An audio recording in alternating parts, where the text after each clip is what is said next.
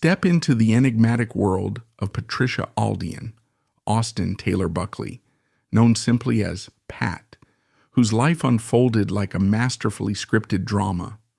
From the lush gardens of Vancouver's Shannon estate to the glittering ballrooms of Manhattan, Pat's story is a captivating blend of wit, elegance, and audacious generosity. What secrets did this Canadian-born icon carry from her Pacific roots to the pinnacle of high society? How did her sharp quips and strategic brilliance transform charity into an art form, leaving an indelible mark on institutions like the Met Gala and Memorial Sloan Kettering? This narrative unveils the magnetic force behind Pat's legendary charm, where every gala was a chessboard and every laugh a calculated move. With a legacy that still echoes in museum halls and hospital corridors, her tale promises intrigue, inspiration, and a glimpse into a life that redefined philanthropy. Dive into this riveting account to uncover how Pat turned moments into millions and elegance into impact. Keywords: Pat Buckley, philanthropy, Met Gala, high society, charity legacy, Vancouver roots. The afternoon air over Vancouver's Metro Vancouver Regional District felt almost theatrical on July 1st, 1926, as if the coastal sky had decided to raise its curtain for the arrival of Patricia Aldyen Austin Taylor. One minute the world was ordinary, the next it was full of promise, perfumed by sea salt drifting inland and the heady scent of English roses, tended by an army of gardeners on the Taylor family estate known simply as Shannon. 10 manicured acres surrounded the stately main house, a rambling mansion whose mullioned windows gleamed in the sunlight like watchful eyes, and whose marble fountains whispered over lily-padded pools. Inside, the newborn, soon to be called Pat by everyone who loved her, was introduced to a life so cushioned that even the creak of the nursery rocker seemed politely hushed. A discreet symphony of footfalls on polished parquet, the clink of silver in distant pantries, and the rustle of silk dresses moving through wide corridors would become the lullaby of her earliest years.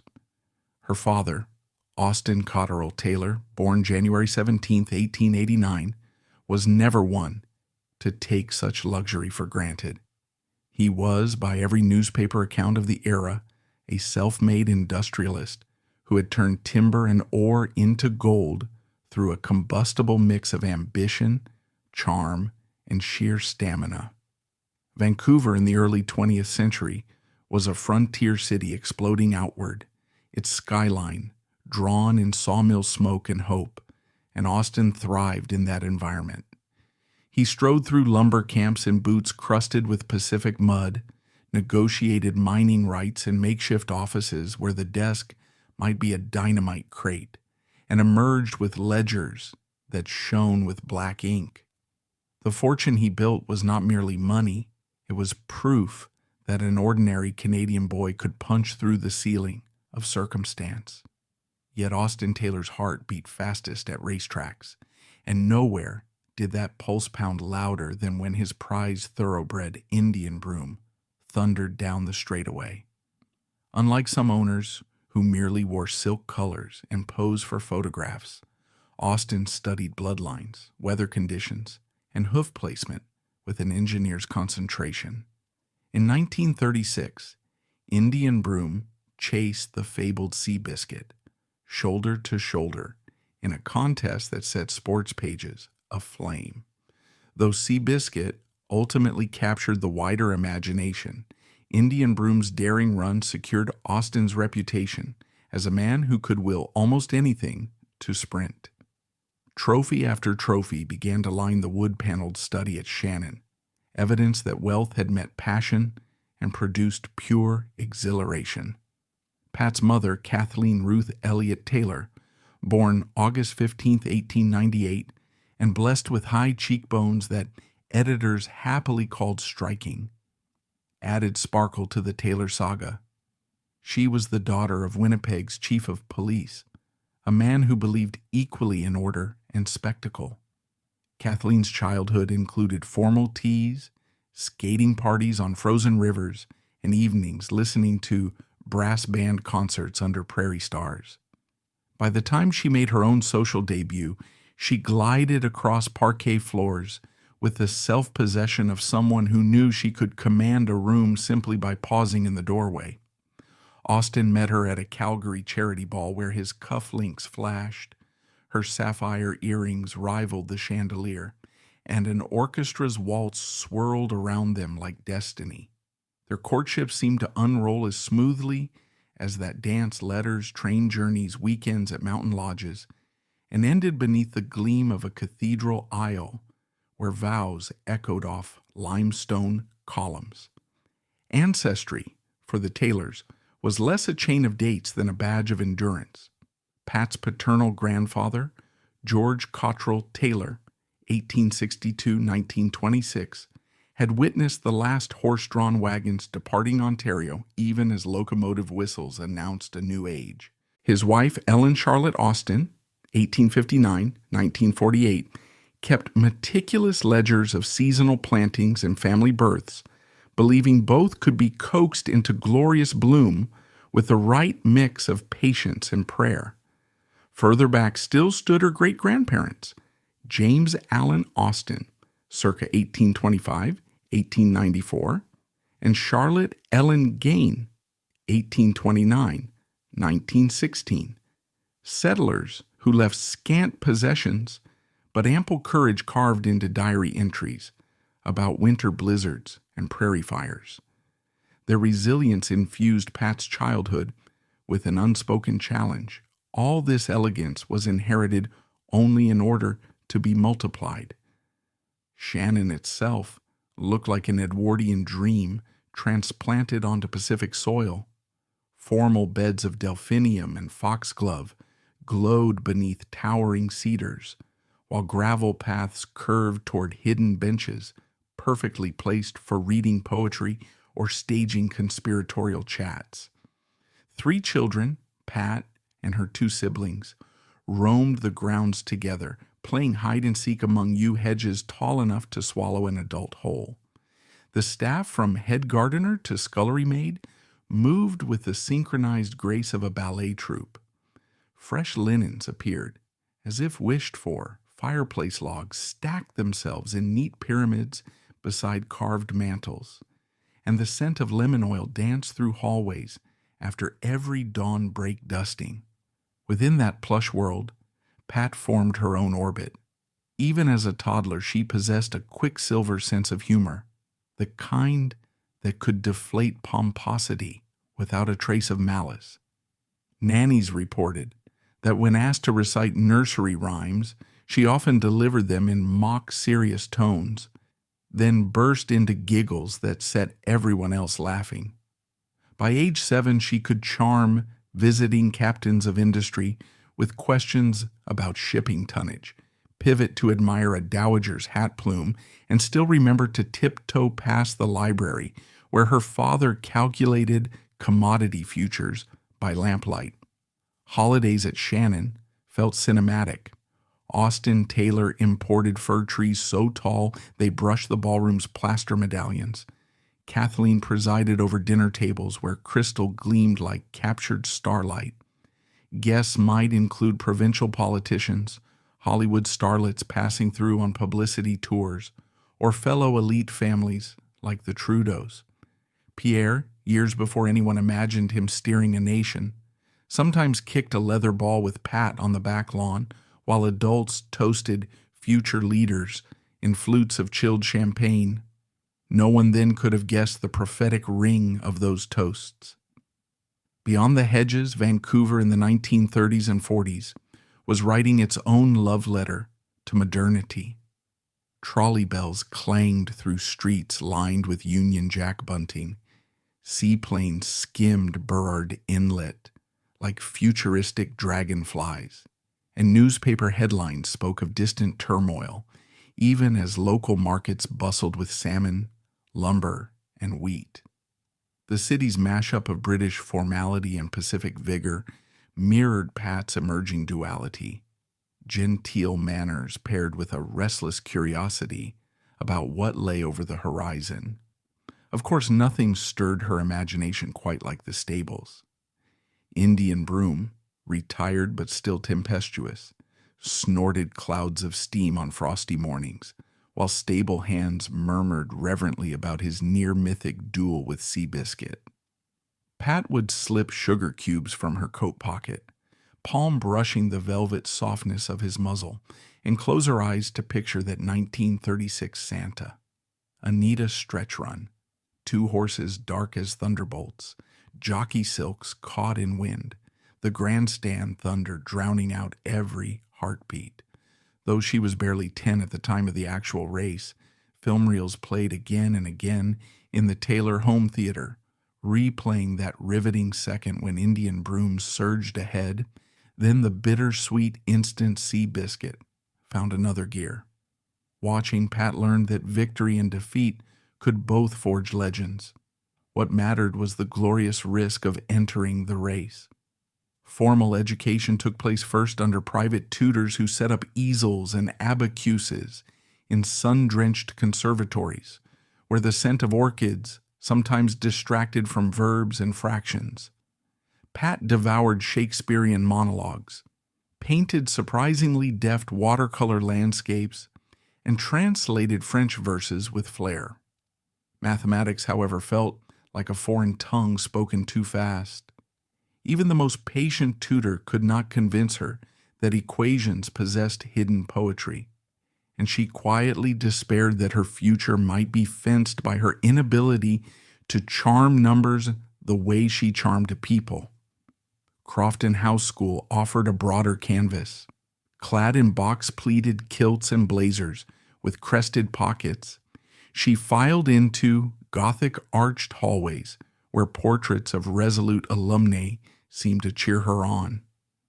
Morning assemblies filled with hymn singing and scripture were followed by tennis drills, Latin declensions, and spirited debates over whether Macbeth's ambition or Lady Macbeth's persuasiveness sealed their fate. Teachers soon discovered that if they wanted a volunteer for the lead in a charity pageant, Patricia's hand would dart up.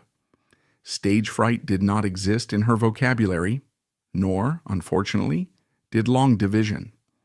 By her mid-teens, weekend calendars brimmed with luncheons overlooking English Bay, skating parties at the ballroom turned rink in Hotel Vancouver, and afternoons spent helping her mother parcel hampers for soldiers' families. Those first charitable errands planted a seed. Generosity, she realized, was another form of currency, and she already knew how to make currencies grow. She practiced by persuading classmates to donate pocket money to Red Cross drives, then tallying amounts in a notebook that, ironically, improved her arithmetic more than any tutor's lesson. World War II's end released a pent-up hunger for exploration. Canadian students spoke of crossing continents to study philosophy in Paris or chemical engineering in Chicago. Pat found herself thrilling to tales of American colleges, where jazz spilled from dorm windows and professors welcomed opinionated essays rather than rote recitations. Vassar College's catalog came to her in 1947 like a gilt-edged invitation. Here was an institution famous for nurturing intellects that shimmered in unconventional ways. Its admission officers, she learned, weighed curiosity as heavily as exam scores. Perfect. Submitting her application felt like planting a flag on foreign soil. Yet the family received the news of her acceptance with a burst of enthusiasm worthy of a royal proclamation. Austin's eyes twinkled behind rimless spectacles. He hoped his daughter might develop an eye for American investment trends, while Kathleen busied herself with travel trunks, monogrammed linens, and a wardrobe that could swing from New York society dinners to breezy Hudson River picnics. Pat's younger siblings pestered her with 1,000 questions. Would the Hudson freeze like the Red River? Did Americans really say soda instead of pop? She laughed and promised telegrams, though she suspected that once campus life engulfed her, weeks might slip by in a happy blur. The journey east began aboard a Canadian Pacific train shimmering with brass fixtures and crimson upholstery. Porters hoisted her lacquered trunks while conductors tipped caps to Miss Taylor. Through panoramic windows, she watched fir-clad mountains cede to golden prairies, then to the steel-blue expanse of the Great Lakes, each landscape blooming with its own lesson on scale, persistence, and change.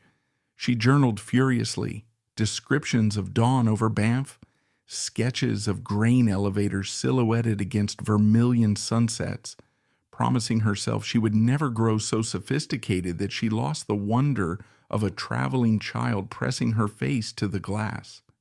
When the locomotive hissed into Poughkeepsie in late summer 1948, humid air wrapped around her like a velvet cloak. Vassar's stone buildings rose from lush lawns, their towers and arcades older than anything she had seen in Vancouver. Orientation Week introduced her to classmates from Boston Brahmin lineages, Midwestern farming dynasties, Southern belles shedding debutante gloves for lab aprons. In dormitory hallways scented with polished linoleum and talcum powder, Pat discovered that her Canadian vowels marked her as charmingly exotic. Her recounting of Indian Broom's rivalry with Seabiscuit instantly won her the attention of sports-minded peers, while descriptions of Shannon made would be architects' sketch mansions on the backs of lecture notes. Classes unleashed her appetite for storytelling. She relished courses in Renaissance painting, comparative religion, and modern drama, often lingering after the bell to debate professors on whether Caravaggio's chiaroscuro mirrored the moral chiaroscuro of his time. Algebra remained a polite adversary, but Vassar required only that she meet, not master it. Instead of feeling diminished, she felt liberated, certain that her future would lean on gifts of persuasion, empathy, and creative vision rather than columns of figures. Letters home chronicled more than course loads. She described catching the express to New York City on weekends, marveling at Broadway marquees ablaze with bulbs, ordering niches from street vendors, and attending charity galas as a volunteer coat checker just to study how smooth donation requests could be folded into casual conversation. Watching society hostesses circulate among captains of Wall Street, she recognized the dance steps her mother had perfected in Vancouver. Only the tempo was faster, the stakes higher, the ceiling non-existent. One evening, after escorting a philanthropist's elderly aunt to her taxi, Pat pulled out her notebook and sketched a blueprint. Someday she would blend her father's daring, her mother's poise, and her own easy wit into a force that could raise unimaginable sums for causes she had not yet even identified. In the autumn of 1948, Vassar College hummed with the rhythm of a new academic year. The air was crisp, scented with fallen leaves and the lingering intensity of philosophy debates that spilled out of lecture halls. Patricia pushed open the heavy wooden door of her dorm room. She was still radiant from a summer spent in the lush gardens of her family's British Columbia estate, where conversations revolved around her father's racehorses and her mother's meticulously planned social events. Inside the room stood her new roommate, Patricia Buckley, whose sharp Irish grin and towering stack of political theory books hinted at a vibrant personality. In the brief pause before introductions, Pat noticed a mischievous sparkle in her roommate's eyes, a signal that Patricia Lee was connected to someone extraordinary. That someone, as Pat would soon learn, was William F. Buckley Jr., Patricia Lee's brother, a Yale senior already notorious for his rapid-fire intellect, ambitious plans to reshape American conservatism, and a penchant for punctuating arguments with Latin phrases. The introduction came swiftly, orchestrated by Patricia Lee with the flair of a seasoned matchmaker. One afternoon at a campus soda fountain, she corralled her brother, shoved him toward Pat, and declared, "Bill, meet the only girl here who can outrun your vocabulary." Bill, with his characteristic raised brows and a gaze that seemed to weigh both wit and intent, studied Pat. She met his scrutiny with a disarming smile, the kind that could charm a skeptic into agreement. Before the jukebox could cycle through its Glenn Miller tune, they were deep in conversation, volleying ideas about art, economics, and the comparative merits of Canadian ice wine versus Connecticut apple cider. Their banter was electric, each quip building on the last, as if they were testing the boundaries of a shared rhythm. Bill, intrigued, invited Pat to a picnic overlooking the Hudson River. She accepted, driven by equal parts curiosity and a sense that something significant had just begun. That autumn, while Vassar's maples blazed orange and red, and most students buried themselves in midterm preparations, Pat and Bill crafted their own curriculum. Their evenings were filled with marathon conversations in the dorm parlor, where they debated literature, politics, and philosophy until the janitor dimmed the lights. Letters flew between Poughkeepsie and New Haven, Bill's pages dense with Latin mottos and sketches for a magazine he envisioned called National Review. Pat's replies adorned with watercolor doodles of her father's racehorse, Indian broom, and bullet point plans for a scholarship fund she dreamed of endowing.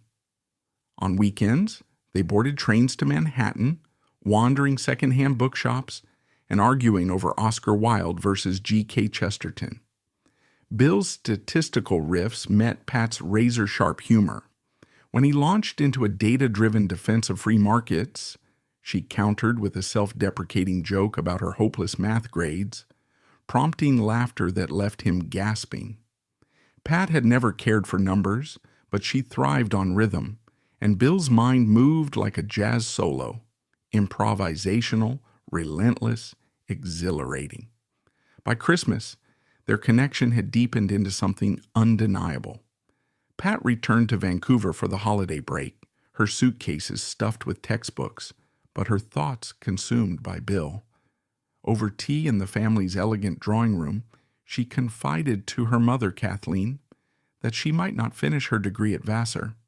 Kathleen, a master of reading between the lines, smoothed Pat's hair and offered measured advice. Make sure he knows a horse race is only exciting if both contenders want the win. The metaphor, rooted in the Taylor family's love of thoroughbreds, lingered with Pat as she boarded the train back to campus. Spring 1949 brought a new intensity to their relationship. Bill drove up from Yale every other weekend in a second-hand Packard that rattled and smelled faintly of motor oil and pipe tobacco. They walked along the Hudson's frozen banks, their breath clouding in the chilly air as they dissected Milton's Paradise Lost or debated the morality of horse racing. One snow-dusted Saturday, after a conversation that wove through literature, politics, and their shared zeal for persuasion, Bill proposed. There was no grand gesture, just a quiet confidence in his voice, the same tone he'd later used to pitch syndicated columns. Let's spend 60 years finishing this sentence together. Pat, her heart racing, said yes without hesitation. The decision to withdraw from Vassar was painful. She cherished the intellectual rigor of college life, but the pull of a future with Bill was stronger. She mailed her withdrawal form to the registrar, trading lecture halls for a life that promised to be anything but ordinary. The wedding was set for July 6th, 1950, at St. Augustine's Roman Catholic Church in Vancouver, a sanctuary of marble aisles and stained glass windows that had been Pat's childhood haven. The event was a spectacle, orchestrated with the precision of a royal coronation. Bill's mother, Eloise, promised to fill an entire railroad car with Buckley relatives from Connecticut, prompting Pat's father, Austin Cotterill Taylor, to commission extra rose beds to ensure the church grounds bloomed in perfect sync with the ceremony.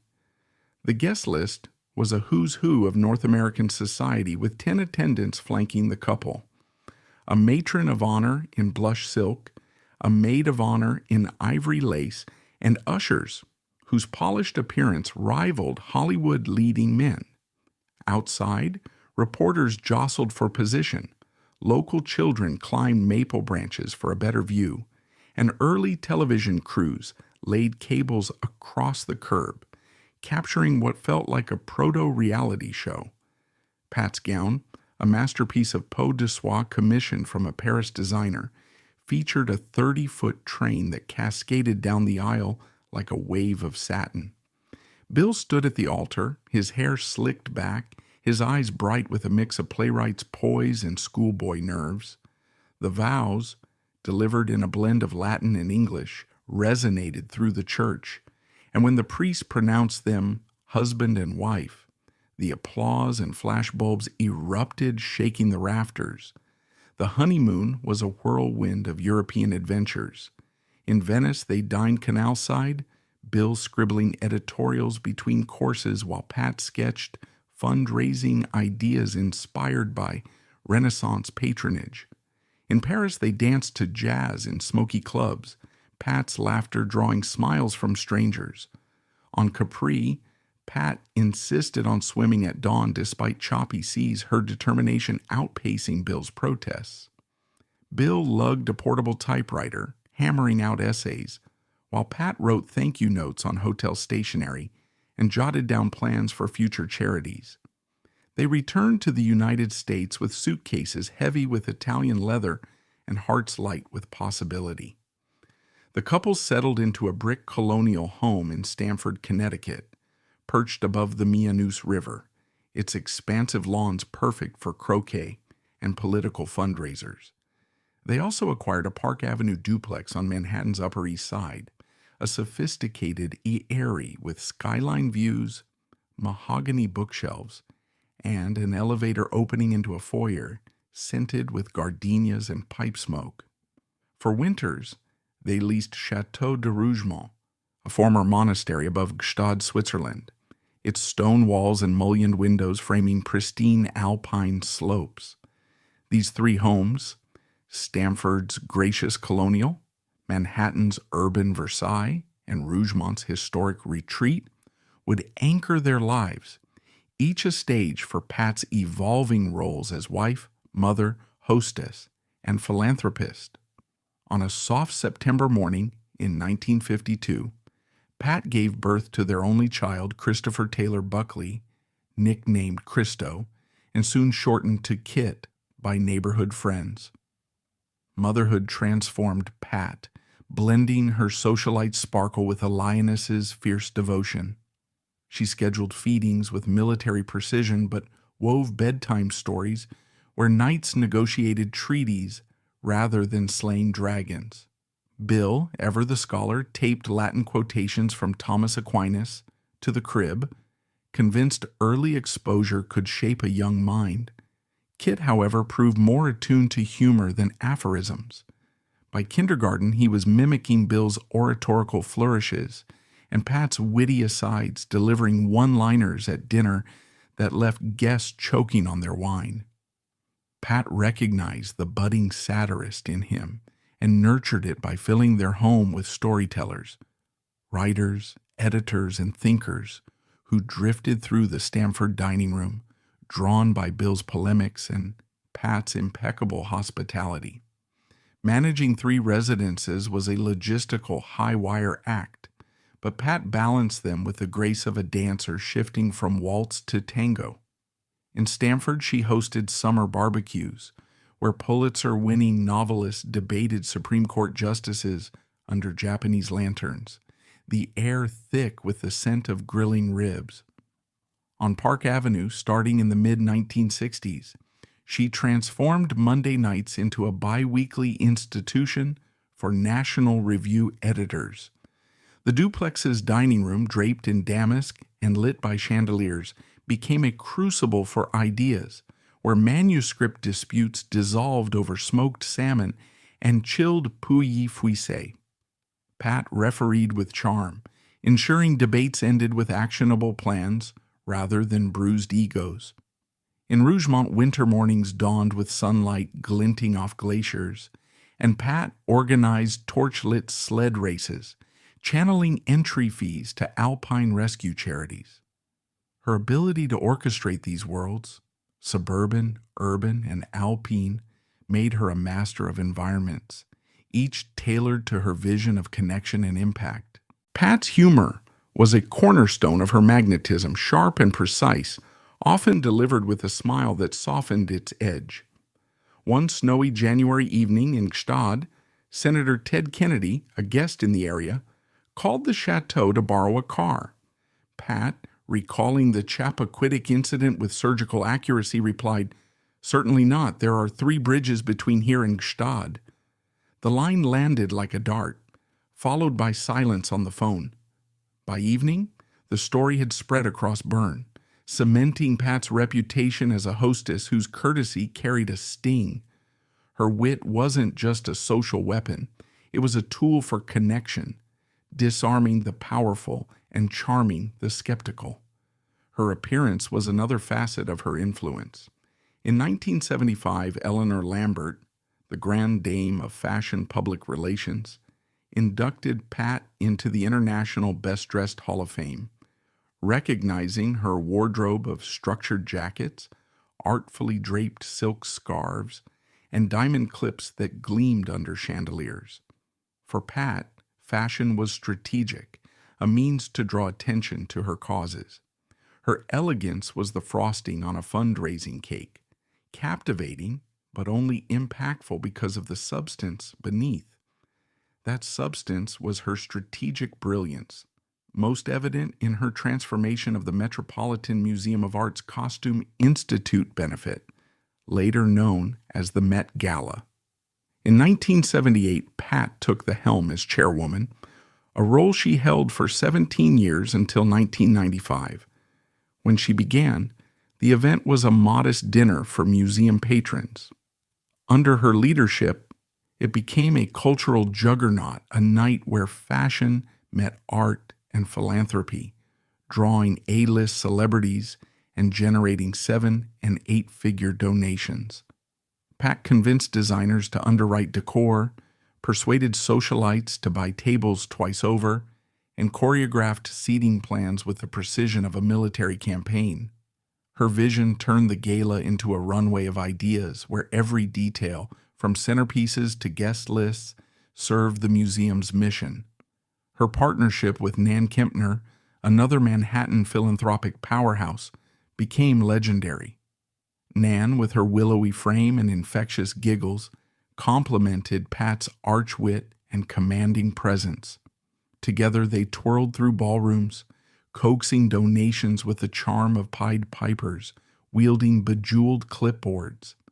Their efforts raised an estimated $75 million for Memorial Sloan Kettering Cancer Center, funding research labs, pediatric wards, and clinical trials that extended countless lives.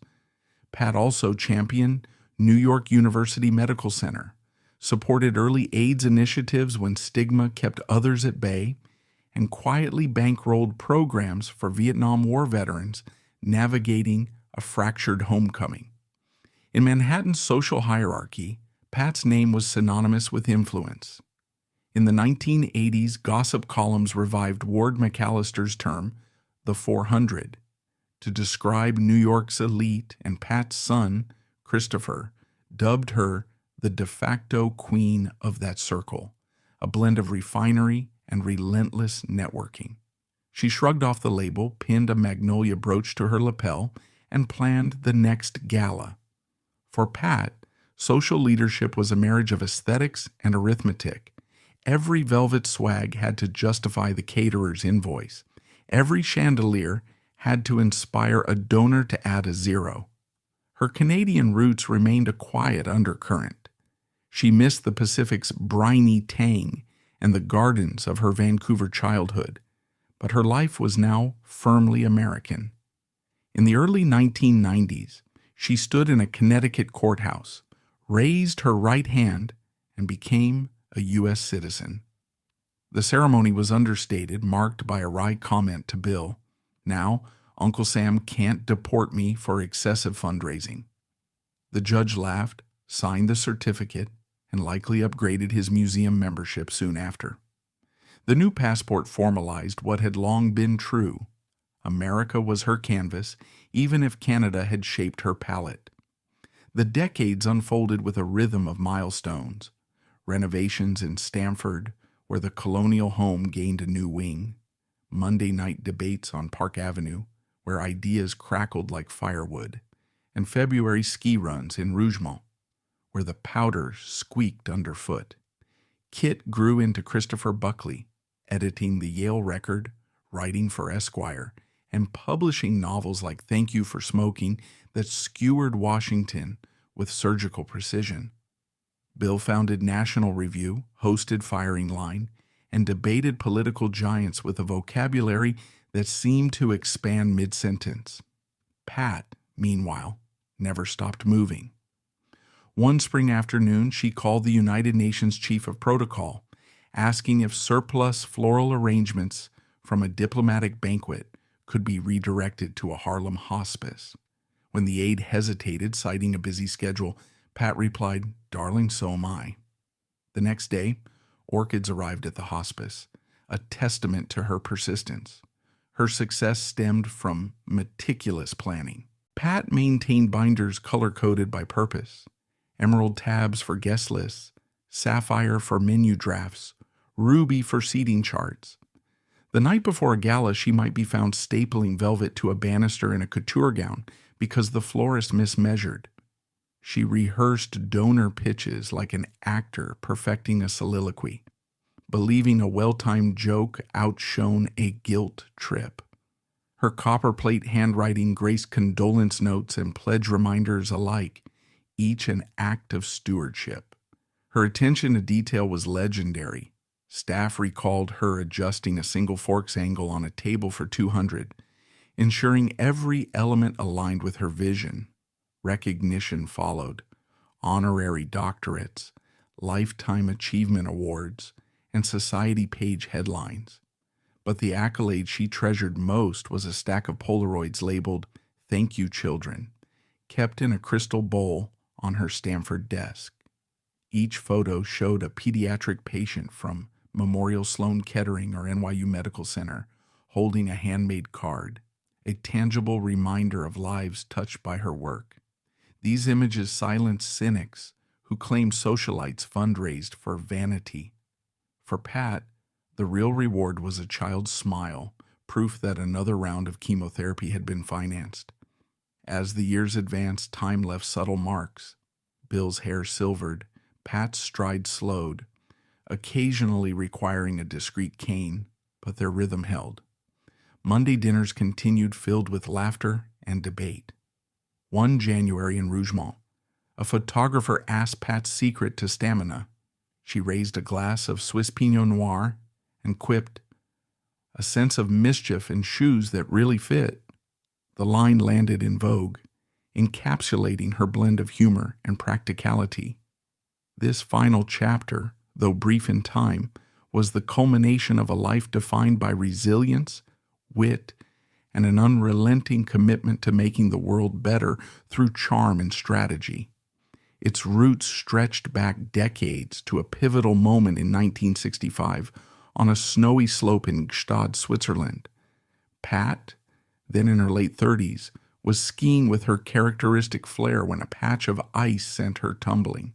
The fall cracked her hip, a fracture that would mark the beginning of a lifelong battle with physical limitations. Surgeons repaired the damage, but the injury left her reliant on titanium implants and scar tissue, requiring 4 hip replacements over the years. Each surgery tested her resilience, yet Pat treated recovery as a temporary inconvenience, akin to a costume change between acts. She emerged from each procedure in brighter ski jackets, with tighter boot buckles and a defiant grin, as if daring the mountain to try again. Friends visiting her in the hospital found her propped against pillows, dictating fundraising letters between doses of painkillers, her voice sharp with humor as she quipped, "The mind boggles," when nurses urged her to rest. The hip surgeries were not her only challenge. Pat had been a chain smoker since her teens, a habit that spanned 65 years and carried a heavy toll. By the early 2000s, circulation in her legs began to falter, and doctors spoke in grave tones about clogged arteries, stents, and the looming threat of amputation. Pat, undeterred, flicked ash into a Waterford crystal dish and dismissed their warnings with a wave of her hand, telling them to save the drama for Broadway. Her defiance was not denial, but a choice to live on her terms, to prioritize the causes and connections that defined her over the constraints of her body. By early 2007, however, the situation grew dire. A vascular specialist recommended a stent to restore blood flow to her lower limb, describing it as a routine procedure. Pat scheduled it for March, fitting it between a planning session for a Memorial Sloan Kettering Gala and her beloved Monday night National Review dinner. Even in the pre-op room, her humor shone through. She joked about turning the operating theater into a donor drive, suggesting they let patrons name the scalpel for the right price. But the surgery went awry. An infection took hold, spreading faster than her weakened immune system could counter. Fevers sapped her energy, melting the poise that had carried her through decades of high-stakes events. For the first time, Pat was confined to a hospital bed, her body betraying the spirit that had always outpaced it. Yet surrender was not in Pat's vocabulary. She transformed her Stanford hospital suite into a command center, a Tiffany pen poised beside the morphine drip as she edited guest lists through gritted teeth. Nurses delivering antibiotics often left with promises to attend the next Costume Institute preview, charmed by her relentless drive. But the infection was a formidable opponent, eroding her strength hour by hour. By mid-April, Pat knew the end was near. She called for her son, Christopher, known as Kit, the novelist, whose sharp satire had long been shaped by her wit. Kit arrived expecting to take dictation, armed with her favorite Parker rollerball and a stack of index cards. Instead, Pat asked for silence, taking his hand in hers. On April 15, 2007, as the first pink streaks of dawn touched the Connecticut sky, Pat inhaled deeply, exhaled softly in her son's embrace, and passed away, leaving a void as vast as her presence had been. The news sent shockwaves through her world. Morning phone calls stunned friends in Park Avenue apartments. Newsrooms from New York to Los Angeles scrambled to craft tributes, and obituaries flooded the press. The New York Times devoted 6 columns on its front page, blending vintage photographs with lyrical praise for her blend of glamour and grit. The Sydney Morning Herald dubbed her the Queen of Charitable Chic, while the Telegraph in London recounted her reign over the Met Gala. In Canada, the Vancouver Sun revisited a tongue-in-cheek story from her youth when she claimed the King and Queen of England had stayed at her family's estate, Shannon. The tale, likely a playful exaggeration, captured her knack for painting life in bold, unforgettable strokes. Smaller papers, society magazines, and political journals echoed the same portrait. A woman who fused ballroom elegance with battlefield efficiency, who funded cancer research with the ease of ordering champagne, and whose wit could fell a senator with a single quip about 3 bridges between here and Gstaad. Her funeral was held in the quiet hills of Litchfield County, Connecticut, at St. Bernard Cemetery in Sharon. The procession moved under a reluctant spring sun, black umbrellas snapping open against a light drizzle. William F. Buckley, Jr., her husband of nearly 60 years, stood by the grave, his frailty evident as rosary beads slipped through his trembling fingers. He whispered Latin blessings, their cadence a faint echo of the love letters he had written decades earlier. Kit delivered a eulogy that balanced humor and heartbreak, his jokes sharp enough to draw winces, his memories tender enough to soften the somber air. As earth fell on the casket, some mourners imagined they heard Pat's wry applause, as if she approved of the ceremony's understated elegance. Pat's aura lingered, defying the finality of death. In New York, curators at the Metropolitan Museum of Art draped black ribbons over the grand staircase on Fifth Avenue, a silent tribute to a woman whose name appeared in nearly every donor ledger, often beside staggering sums. Fashion editors preparing for the next Met Gala quoted her maxim, "Darling, tables are chessboards.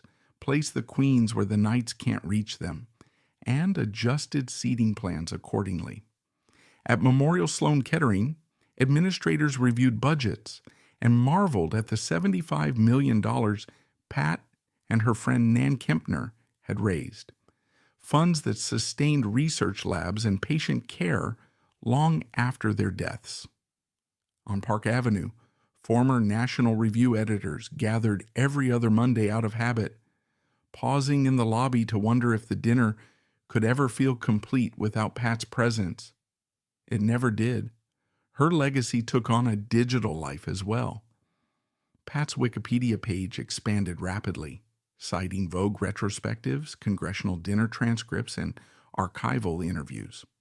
Her Find a Grave memorial, ID 939-00648, collected photos of her headstone, tributes from strangers, and a virtual candle flickering in pixelated light. Google Arts and Culture uploaded high-resolution images of gowns she wore to iconic Met Galas, allowing global audiences to study the beadwork that once defined power in silk. Genealogists on platforms like Genie and Ancestry traced her roots to the tailors of British Columbia and speculated about future generations, noting a comedic glint in the eyes of her grandchildren. The most personal reflection came in 2009 with the publication of Losing Mum and Pup, Christopher Buckley's memoir of his parents' final years. The book stripped away the glamour to reveal the raw humanity beneath. Kit wrote of ambulance sirens, sleepless nights in hospital waiting rooms, and moments when even Pat's formidable spirit faltered. He recounted her shouting, "The mind boggles," when he considered leaving Yale, her barreling down an airport ramp in a wheelchair after a hip replacement, and her turning a routine stent procedure into a final fundraising brainstorm. Critics praised the memoir's honesty. Readers cherished its portrait of a titan in human scale, a mother whose wit and love shaped a satirist's voice. Pat's phrases, her "Have you completely taken leave of your senses?" and "The mind boggles," slipped into cocktail chatter and boardroom quips, a testament to her linguistic legacy. At a museum meeting, a trustee facing a daunting campaign muttered her words, and colleagues nodded, sensing her ghost in the room. That ghost, still in heels, likely checked the rafters for bunting potential, her presence as vivid as ever. That's a wrap for today's video. If you enjoyed it, smash that like button, drop us a comment below, and don't forget to subscribe so you'll never miss our new content. Thanks for watching.